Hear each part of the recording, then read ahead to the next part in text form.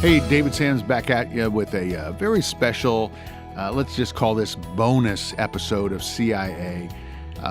We just had Amy Grant on our regular podcast, and it was phenomenal. Really, the first time Amy ever met Lauren Daigle, which was terrific. But sometimes you just got too much, and sometimes you get that special little bow on the package. And that's what we're going to do for you as we're in the Christmas spirit here on CIA. I did a little interview with Amy. I consider her to be the queen of Christmas music. I don't know about you, but man, every time I hear Tennessee Christmas and Amy Grant in my house, it feels like Christmas. It's right up there with Bing singing White Christmas. So here is my little, let's just call it CIA bonus podcast with Amy Grant on Christmas.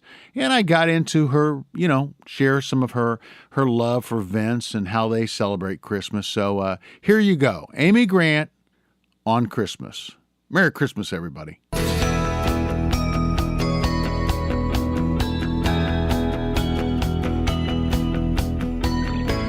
I feel like I'm in a game show here. Yeah. What's on your shopping list this year that's indicative of a unique stage of life that you're in? More things of leisure are on my shopping list. Yeah. Good books, music, candles, anything that helps me enjoy the outdoors. This sounds crazy, but I love a great headlamp. And somebody just showed me one that you clip on to the bill of a ball cap. And, yeah.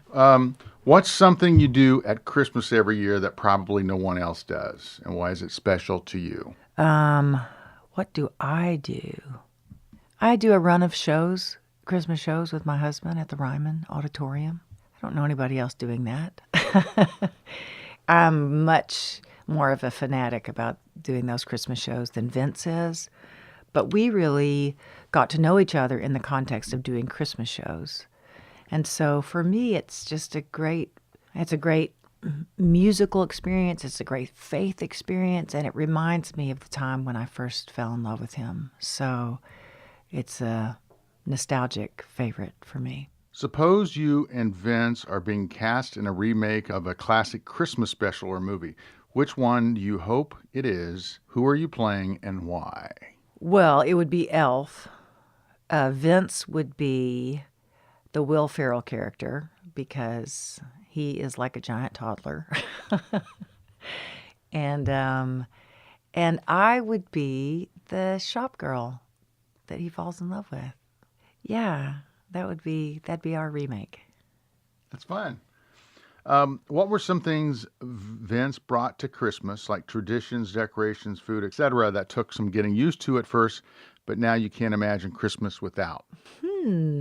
Gosh, I probably feel like a steamroller to Vince with Christmas. I mean, what Vince brings to everything, as far as I'm concerned, is he just brings the freedom for me to be myself. And we don't feel the same way about everything. We don't respond the same way, really probably too much of anything. But I just feel so free to be who I am, and so, and I have to let him be who he is. He does not really care about putting ornaments on a tree. In fact, years ago, I provided the studio break for Diana Krall, who was in Nashville recording, and Vince was down there, and he said, she really wants a break just from the studio. Will you take her to the farm and ride horses?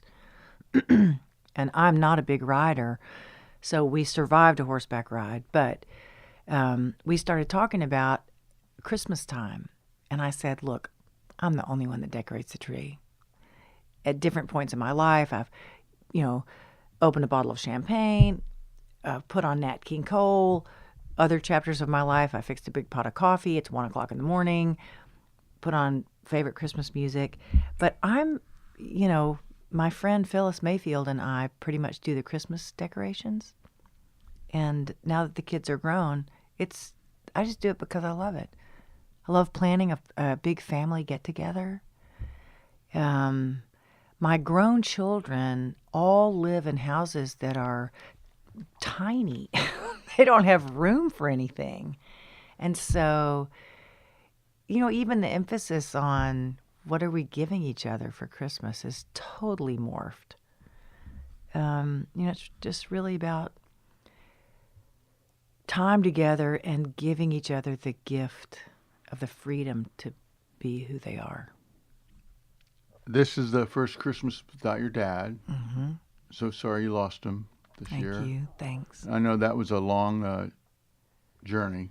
That was a long goodbye. Yeah. Yes. So this is going to be a different Christmas coming up, right? How are you feeling about that, and what kind of emotions go through you at this point? With my dad's passing, the gift he gave my 3 sisters and me was such a long goodbye. It was 7 years maybe passed since my mom passed that my dad survived with full-blown dementia. But what it really gave Kathy and Mimi and Carol and me was consistent time together. I mean, we gathered at my dad's bedside week in and week out. And mostly what I feel is I feel slightly untethered from my siblings, and that makes me feel sad. But the other thing is I just carried, as every adult child of a sick parent, I always felt like I could be doing more. And I just carried such sadness while my dad was alive. I felt guilt that I wasn't there more, and just sadness for how compromised his life was. Even though he had great care, he was surrounded by people that were just so kind to him. But after the real crying, the weeks and actually couple of months after he passed, I don't know, I've just felt a deep peace. I felt a real peace. My dad was so intentional about speaking the meaning of whatever we were doing. He would lead the family prayer, which, we would have sometimes 50 people at our table. And so everybody would go around and say their name, because we always have extra people, or at Thanksgiving, something we're thankful for. And it was the moment my children dreaded and the moment they anticipated.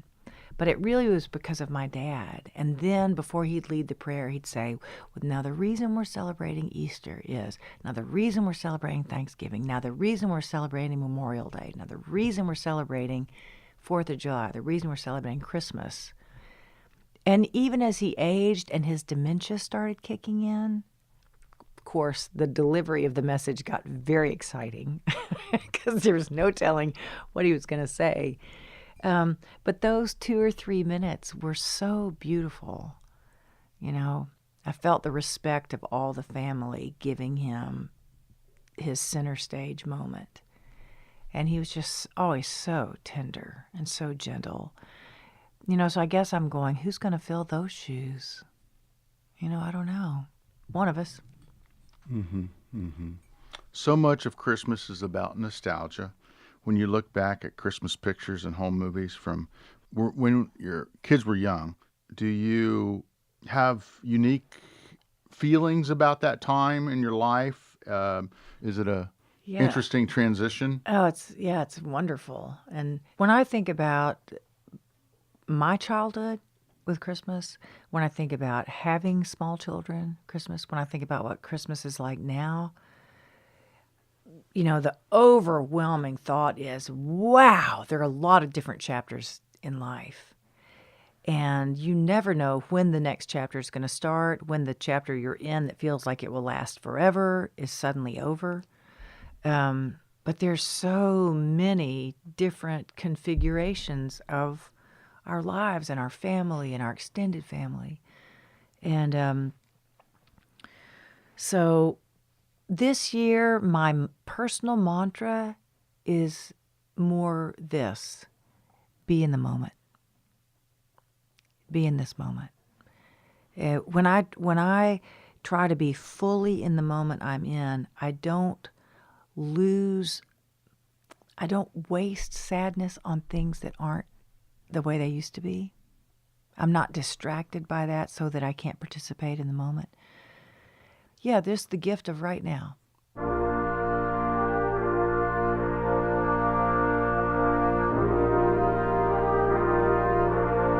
I hope you enjoyed that little bonus with Amy Grant. We just thought we'd throw that to you to help you get into the holiday spirit.